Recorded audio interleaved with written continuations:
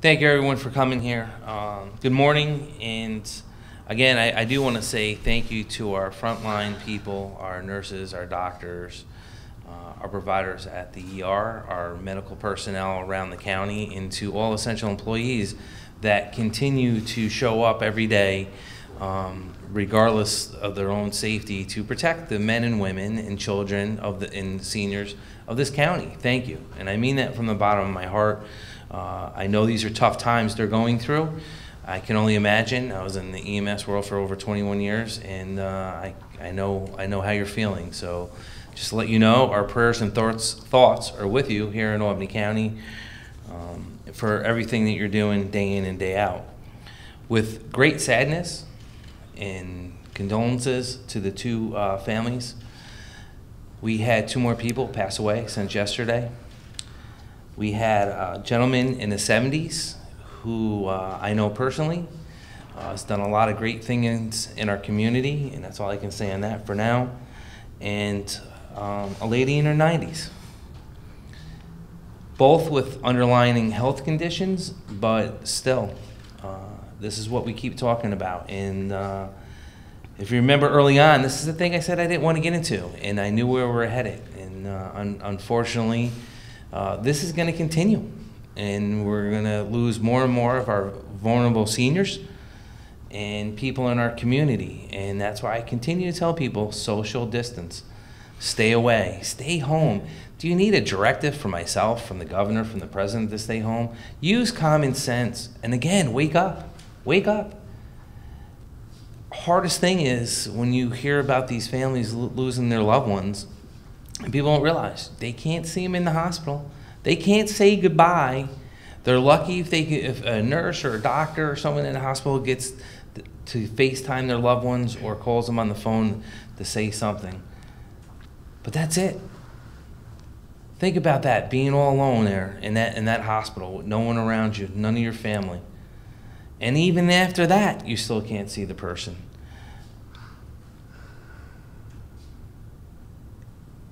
They're not going to have the opportunity to say goodbye.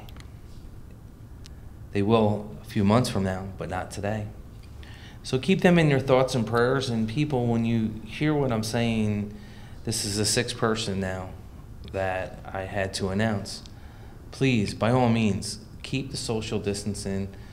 Take a deep breath, take a step back, and just think about everything around you. And that's why I continue to say, what you do today will judge you tomorrow.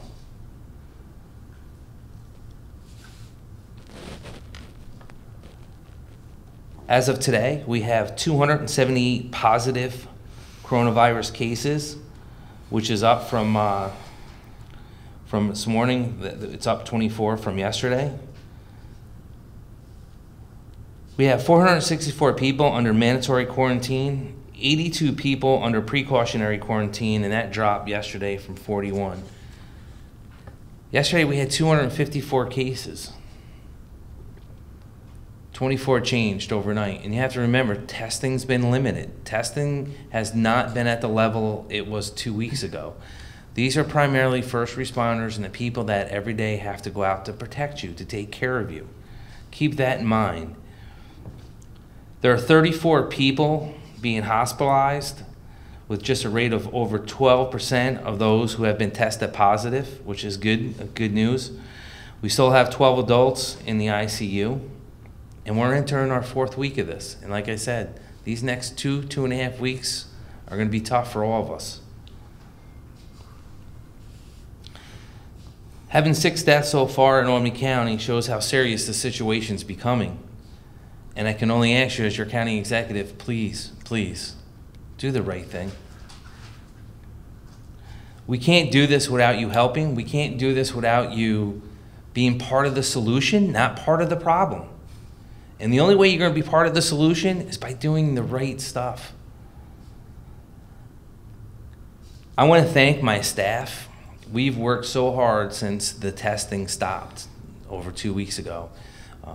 Dr. Whalen and Luke Rogers and Dan Lynch, my deputy, and Chris Quinn, my counsel, and Mike McLaughlin, my senior policy analyst. and everyone else. I can't thank you enough that worked hard on this issue to get testing back up and running. And we are pursuing 2 courses. We've been working with the governor's office, we've been working with the hospitals, and I have to tell you, I was happy and pleased when, and I commend the governor for recognizing what's going on here about the testing and about getting this back up and to a level to where it was before, but even higher. So that is going to give people an opportunity that have the signs and symptoms to go test it, and that means our true numbers will start reflecting with Dr. Whalen and I have continued to said, we're probably well over 500 at this point in time, if not higher. It's just that we didn't have the testing to do it. There's a number the state put out.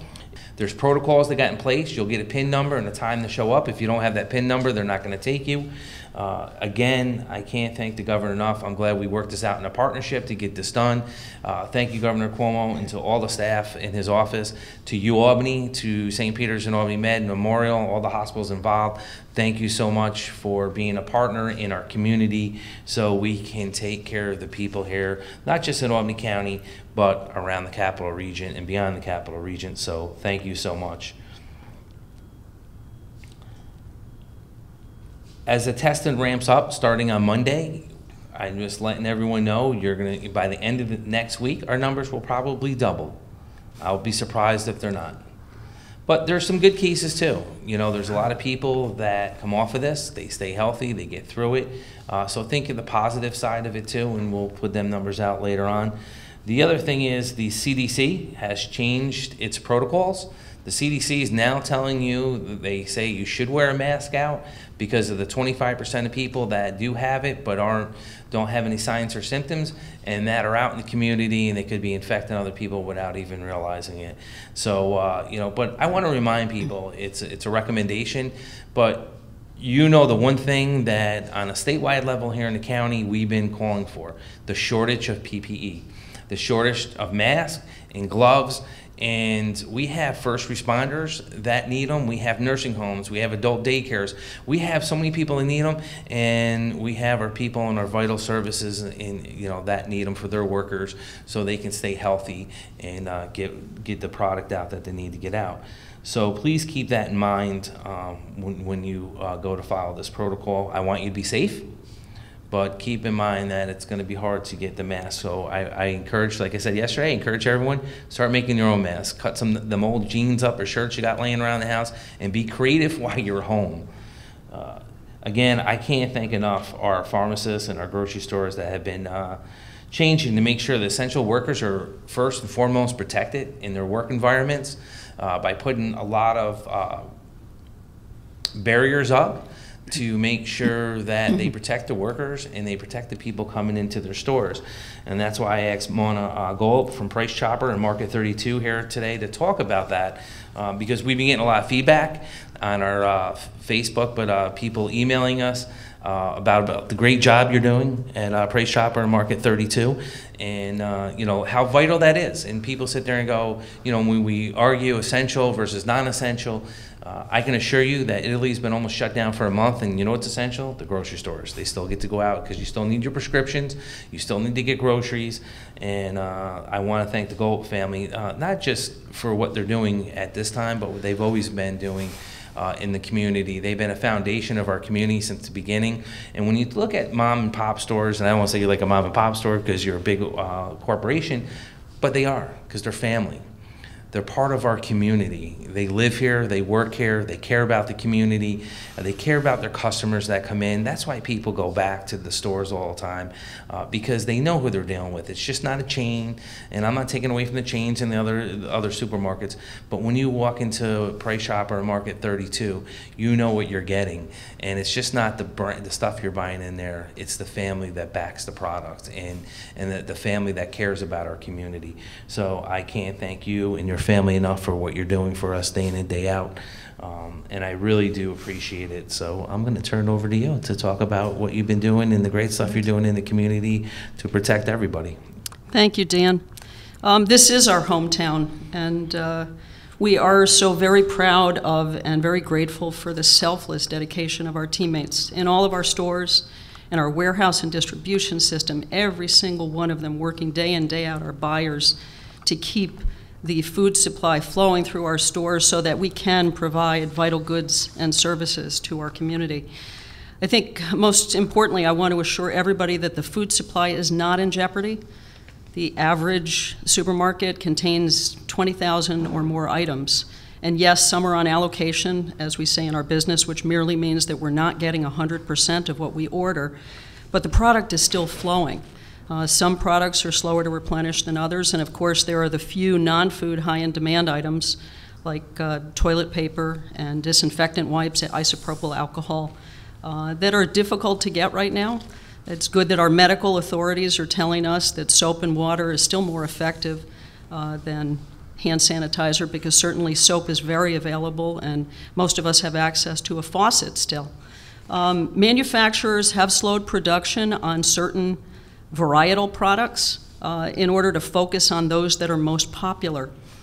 This means that you may see some different sizes or some different brands when you go shopping, but the majority of products and categories are present and accounted for. There are limits that we've put on certain high-end demand items. We want to discourage continued stockpiling. We want to make sure that everybody can get some, because truly, if we are respectful of one another, there's plenty to go around.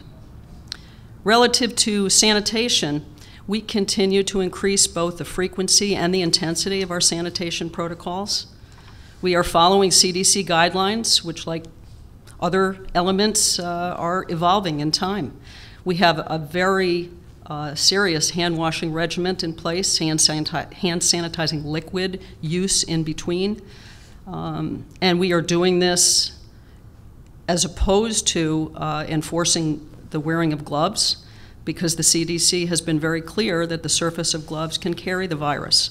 So a strong hand-washing and hand sanitizing regimen is favored at this current time. That may change over time. If it does, we will adapt, as we have, to the face covering issues, which Dan had mentioned just a moment ago. CDC had originally said, let's reserve let's reserve masks and face coverings for first responders and medical professionals and those who are diagnosed with COVID-19.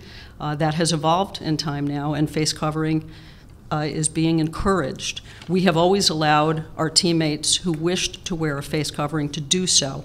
As that evolves, we will certainly encourage it more, and are trying, as many others are, to get a hold of some face coverings that we can offer to our teammates. But that's a race to the finish line, as many of you know.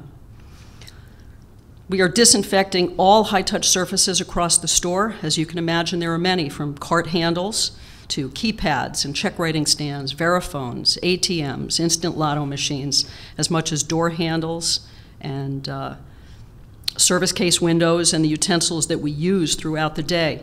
We have hired professional crews to comprehensively clean our stores each night. As you know, we are closed now from 10 p.m. to 7 a.m. to the general public on a daily basis, so not only to be able to replenish shelves, but to thoroughly, comprehensively clean our stores from top to bottom during that time. And of course, we're opening on a daily basis with a dedicated hour for both seniors and those who are immunocompromised from 6 to 7 a.m. We can't promise that we're going to have in stock the items that are difficult to get each day, but certainly we believe that that's presenting the lowest risk environment for those who are immunocompromised, because the store will have just been comprehensively cleaned as well as stocked. We've temporarily suspended our bottle redemption service. And as far as bags go, we are asking reusable bag owners to pack their own at this time. And we are bringing back thin film plastic bags, as much progress as we were making on that front prior to the pandemic, in response to the customers who have expressed a higher comfort level with the idea of a disposable bag at this time. Our social distancing protocols have come into play. We've got signage and stanchion signage at our entrances, and floor graphics that help people understand that 2 carts apart defines the 6 feet. So I guess that's supermarket language for 6 feet that perhaps helps to emphasize that message, we hope. We're alternating registers, open registers, wherever possible, and are deep into installing plexi shields, not just at the register front ends, but wherever customers and teammates would be coming in close contact with one another, trying to minimize the exchanges in that way. We are encouraging single shoppers from a household as much as we've always welcomed families into our stores. Now is the time to have only one person from your household do the shopping. It thins the density within the store and decreases the opportunity for spread. What's next? There seems to be a new something on a daily basis. One-way aisles, limiting capacity within stores. We will continue to adjust our business to accommodate those developing needs. Our hiring initiative that we began about a week and a half ago was as much to help our current teammates adjust their schedules and work-life balance, given that many of them are parents, and now that schools are closed, they need to be at home and be with their kids. So that really was the primary impetus, in addition to the increased volume and the elevated sanitation protocols. All of that call for additional assistance. We were putting out disinfectant wipes near our carts. We always have. Those canisters were disappearing, so now we have assigned people to wipe down carts and offer clean cart handled to our customers as they come into the store.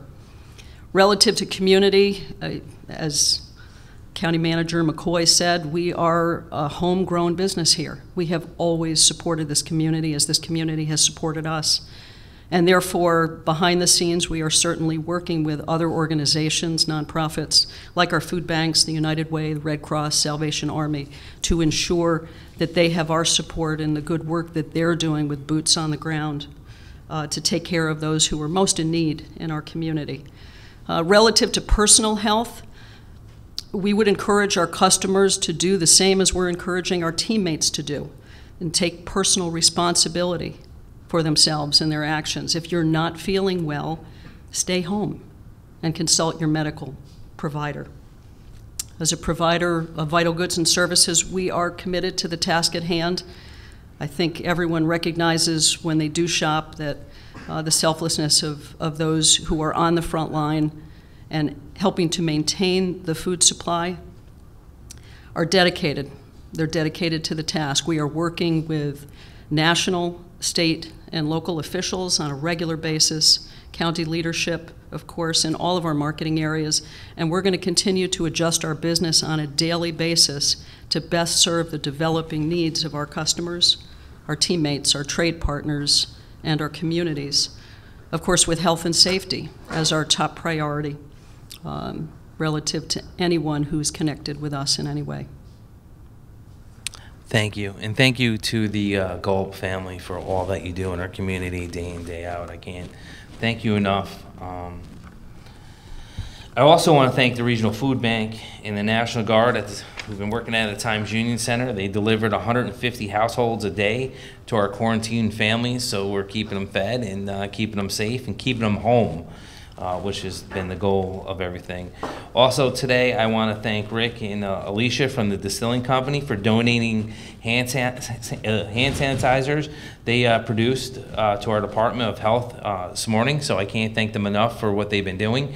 Thank you, keep up the good work. They want to make sure it gets out to hospitals, EMS, fire. They're right here in downtown Albany. So again, another company stepping up, trying to give back in these difficult times. To Rick, thank you so much for what you're doing, and Alicia, thank you so much. I can't thank you enough. As always, I want to remind people our mental health department hotline's open 7 days a week at area code 518-269-6634, area code 518-269-6634, and the other vital numbers that we always put up, the 211 and the 188-364-3065 number. Can't thank the state and everyone else for pitching in. And again, my heart and my condolences go out to the families that lost their loved ones last night. And again, to all the residents of Albany County, just remember, please, it's a marathon. This isn't a sprint. Take your time. Take a step back. Take a deep breath. The world's changed. It's going to continue to change. It's all how we act going forward. Just remember that. Also, I want people to remember on our Albany County Cares, we have our AAU karate and training up there so you can watch what's going on, and we have different classes that we're given on arts and craft and different things to keep people occupied and our mental health. Dr. Giordano's up there talking about different anxiety and different things. So I know you're home and you should be home. Go on the videos and check it out.